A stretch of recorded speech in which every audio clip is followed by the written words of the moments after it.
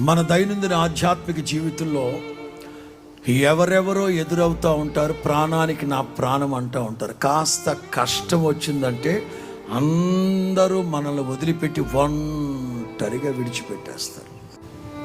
At that time ప్రభువు నా ప్రక్కన నిలిచి నన్ను బలపరచును గనక నేను సింహముల నోట నుంచి విడిపించబడ్డాడు, తప్పించబడ్డాడు. ఒకసారి ఆలోచించండి. అందరూ ఉన్నారు, అందరూ నా వాళ్ళే అని అనుకుంటాం. కానీ ఎందుకో కానీ కొన్ని సందర్భాల్లో మనతో ఉన్నవాళ్లే మన మీద మడిమెత్తుతారు. మనతో పాటు భోజన పంక్తిలో కూర్చున్న వాళ్ళే మన మీదకి మడిమెత్తుతారు. కొన్ని సందర్భాలు నిన్న మొన్నటి వరకు మనతో జోడుగా ఉన్నవాళ్ళు కాస్త విజోడుగా మారిపోతారు. అట్ దట్ టైం మనకున్న ఒకే ఒక్క ఆధారం, మనకున్న ఒకే ఒక్క ఆశ్రయం యేసు క్రీస్తు మాత్రమే.